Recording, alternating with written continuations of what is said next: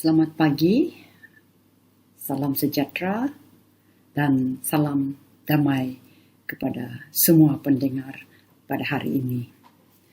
Tajuk perkongsian saya pada hari ini ialah kelesuan dan kesihatan mental. Ya, setiap kita ni mempunyai 24 jam sahaja sehari dan kita memerlukan banyak tugasan yang perlu diselesaikan setiap hari, ya.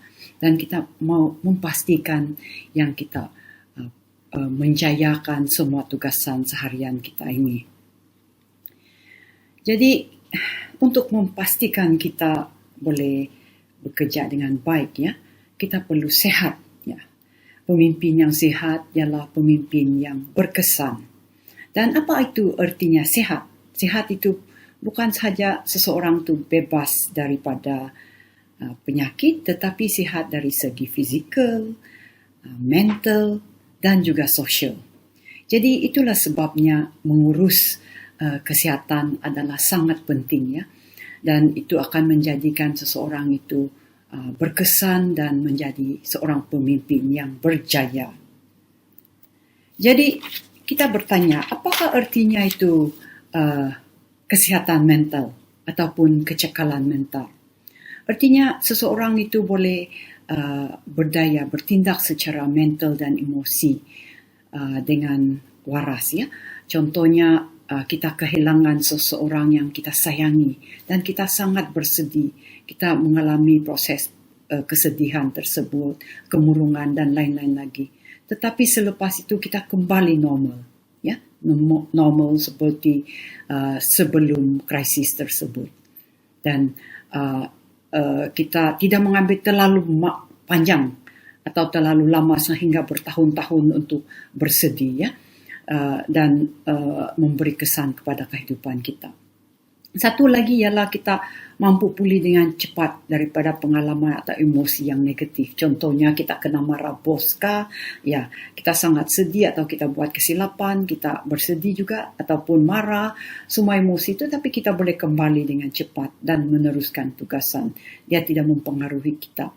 Ataupun kita mempunyai kapasiti untuk bertindak ke atas situasi yang sukar. Contohnya ada kebakaran, kita tidak panik, ya. Ya, itulah contoh-contohnya kita ada kecekalan mental dan kita ada kesihatan mental.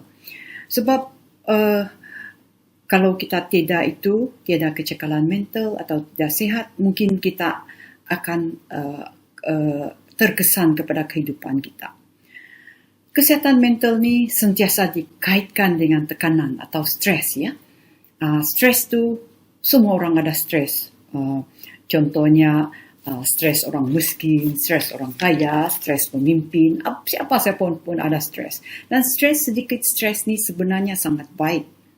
Sebab kalau kita ingat, kadang-kadang kita kena habiskan satu assignment. Ya, kita ada stres sedikit, kita cepat siapkan assignment tersebut. Tapi sekiranya stres ini berterusan, dia akan menyebabkan kita sakit kepala kah, susah tidur, dan jika terus berpanjangan, kita akan jadi berpenyakit. Ada darah tinggi, gastrik, ulcer, ya, sakit jantung. Inilah stres yang berpanjangan, telah dibuktikan disebabkan oleh stres penyakit-penyakit ini semua.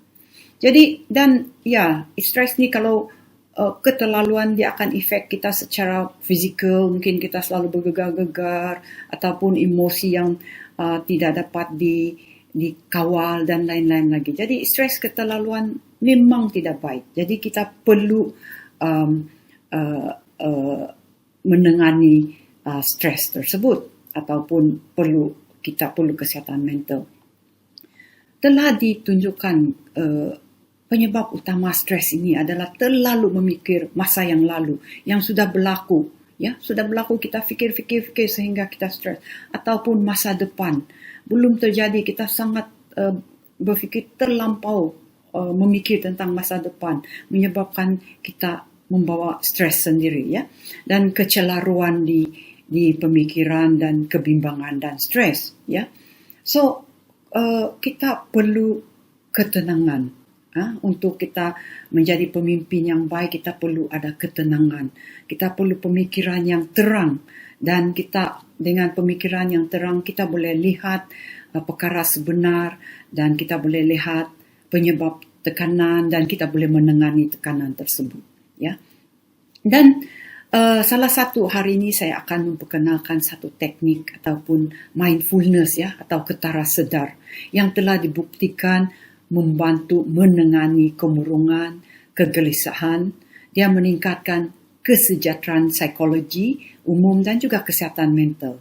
Ya, saya akan memperkenalkan mindfulness ataupun ketara sedar. Sebenarnya saya telah menulis satu buku yang diterbit oleh UMS yang bertajuk Ketara Sedar, Teknik Mengatasi Tekanan Kehidupan. Ya.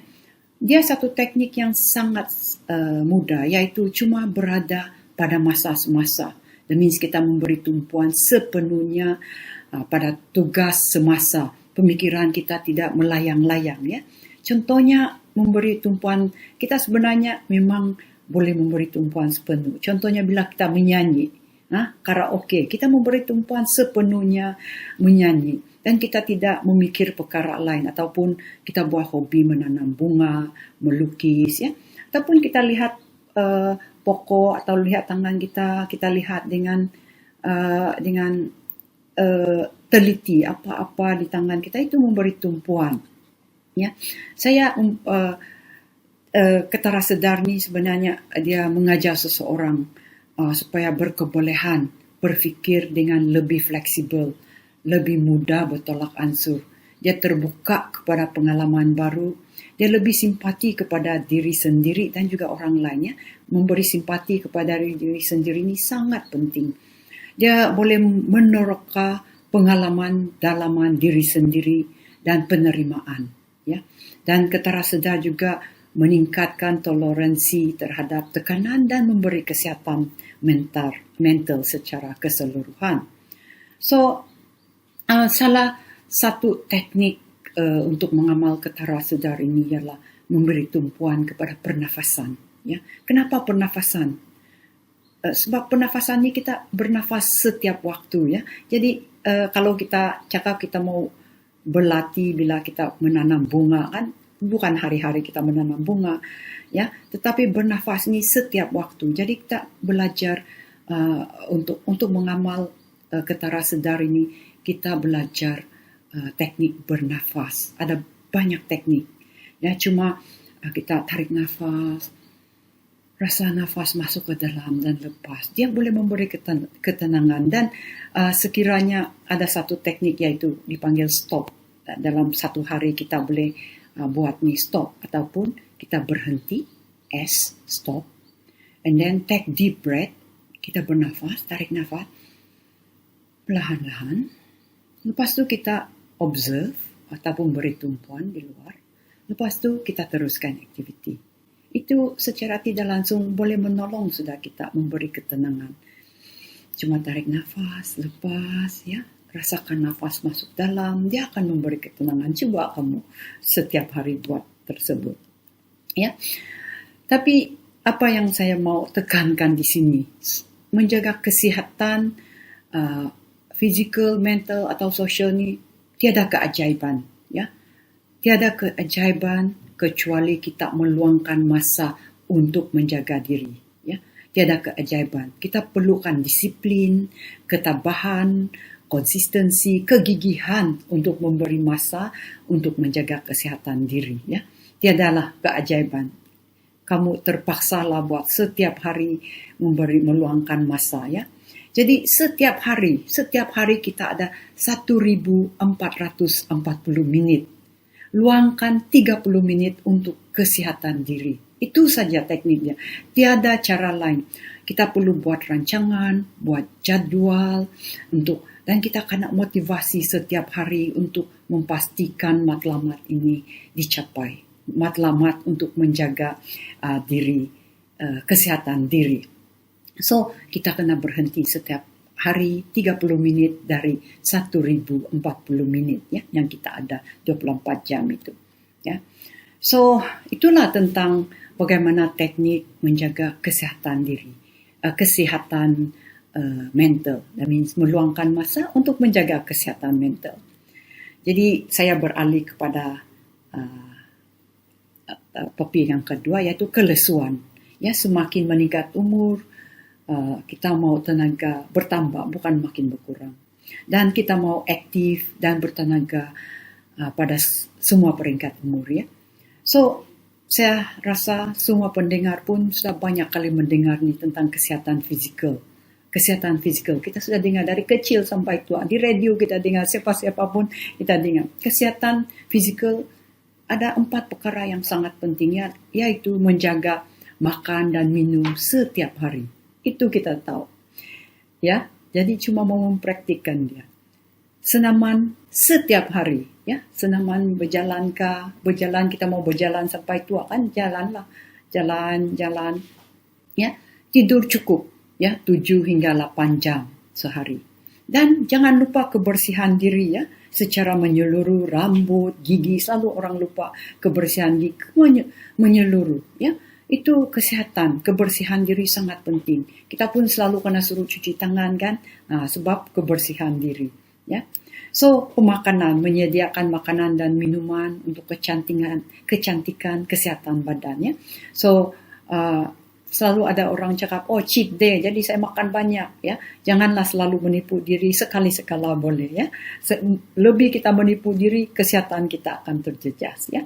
So, itu cheat day, sekali-sekala boleh.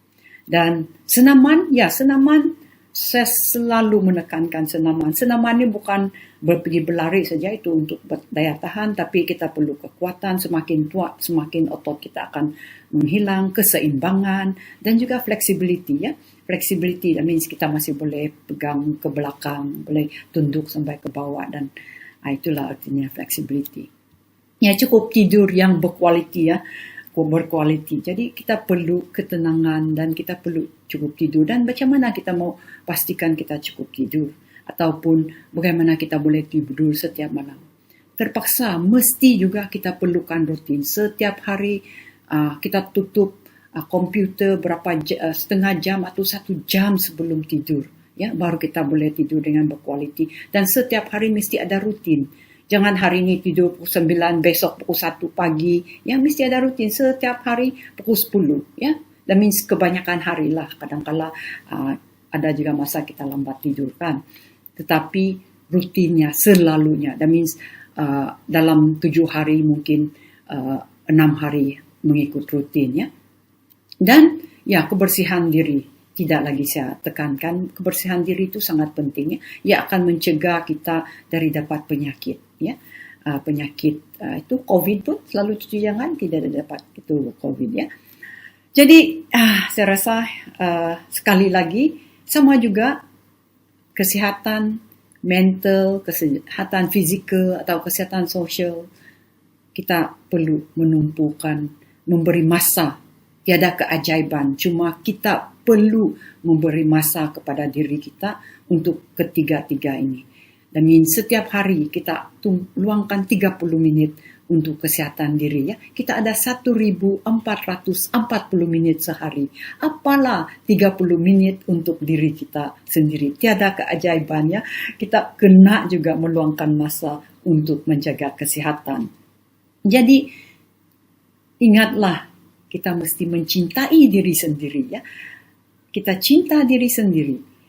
Itu kerja tidak akan mencintai kita, ya. Ataupun self-love. Love yourself. Kita perlu ingat, kita perlu buat rutin. Kita buat rancangan, kita buat jadual untuk kesihatan diri, ya. Baru kelesuan itu akan hilang. Kita akan bertenaga bila kita sehat. Juga sama juga dengan mental. Jadi hari ini ambillah satu buku di telefon, tulislah hari ini saya berjanji meluangkan 30 menit untuk kesihatan diri sendiri atau untuk mencintai diri sendiri. Itu sahaja perkongsian saya hari ini, ya. Terima kasih, kata Huadan, dan thank you, selamat menjaga kesihatan diri sendiri, mencintai diri sendiri. Sekian, terima kasih.